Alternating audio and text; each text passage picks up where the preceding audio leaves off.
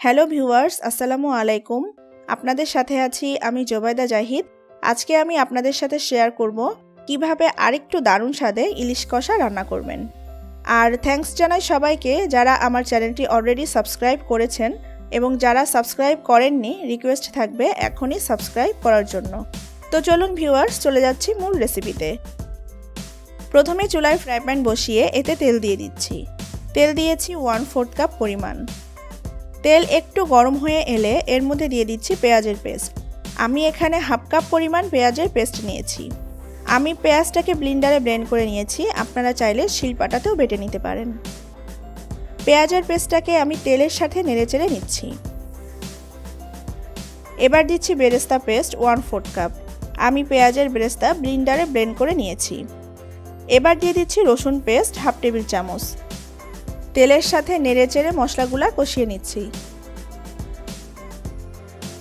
এর মধ্যে দিয়ে দিচ্ছি 1 চা চামচ জিরা পেস্ট, দিয়ে দিচ্ছি 1 চা চামচ আদা পেস্ট, এবার দিয়ে দিচ্ছি 1 চা চামচ ধনিয়া পেস্ট। মশলাগুলো নেড়েচেড়ে কষিয়ে নিচ্ছি। এবার এর মধ্যে দিয়ে দিচ্ছি 1/2 কাপ পরিমাণ পানি, দিয়ে দিচ্ছি 1 চা চামচ ভাজা জিরা গুঁড়া, এখন দিচ্ছি 1/2 চা চামচ হলুদ গুঁড়া, দিয়ে দিচ্ছি 1 চা চামচ মরিচ গুঁড়া, দিচ্ছি পরিমাণ মতো লবণ। ভালোভাবে নেড়েচেড়ে কষিয়ে নিচ্ছি। রেসিপিটা আমার যেহেতু কষা ঝোল, সেহেতু মশলাটা ভালো করে কষিয়ে নিতে হবে। তেলের সাথে মশলাটা কষিয়ে নিয়ে এখন আমি ঢেকে দিচ্ছি। আমি 2 মিনিট ঢেকে রান্না করব। ফিরে এলাম 2 মিনিট পর। মশলাটা খুব সুন্দরভাবে কষানো হয়ে গেছে এবং মশলার কাঁচা গন্ধটাও চলে গেছে। আবার একটু নেড়েচেড়ে নিচ্ছি। এখন এর মধ্যে দিয়ে দিচ্ছি 1 টেবিল চামচ টমেটো সস। আবারও নেড়েচেড়ে নিচ্ছি। মশলাটা খুব ভালোভাবে কষানো হয়ে গেছে। এখন এর মধ্যে আগে থেকে কেটে ধুয়ে হলুদ লবণ মেখে রাখা ইলিশ মাছের টুকরাগুলো দিয়ে দিব। আমি এখানে ইলিশ মাছের 5 টুকরা নিয়েছি। এখন একে একে আমি মাছগুলো দিয়ে দিচ্ছি।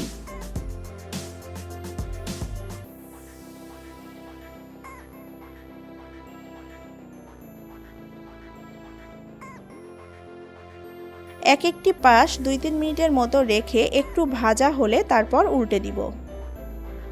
এখন আমি খুব সাবধানে মাছগুলোকে উল্টে দিচ্ছি।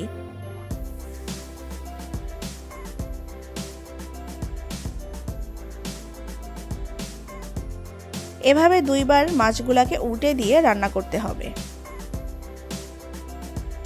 এখন আমি মাছ সিদ্ধ ও ঝোলের জন্য পানি দিয়ে দিচ্ছি। আমি এখানে 1 কাপ পরিমাণ পানি দিয়েছি। পানি ও মশলার সাথে আমি মাছগুলোকে নেড়েচেড়ে নিচ্ছি।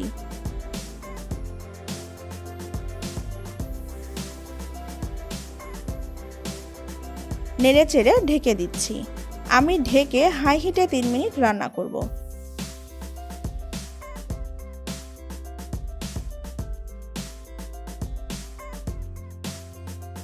এখন আমি খুব সাবধানে আরেকবার উল্টে দিচ্ছি।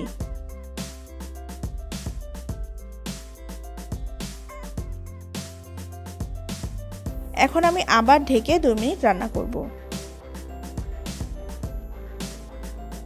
ফিরে এলাম 2 মিনিট পর। আবার একটু নেড়েচেড়ে নিচ্ছি। মাছগুলো সুন্দরভাবে সিদ্ধ হয়ে গেছে এবং ঝোলটাও শুকিয়ে এসেছে। তৈরি হয়ে গেল আমার ইলিশের কষা ঝোল। আশা করি ভালো লেগেছে আমার আজকের এই রেসিপিটি ভালো লাগলে অবশ্যই লাইক এবং শেয়ার দিবেন। ভালো থাকবেন সবাই। আল্লাহ হাফেজ।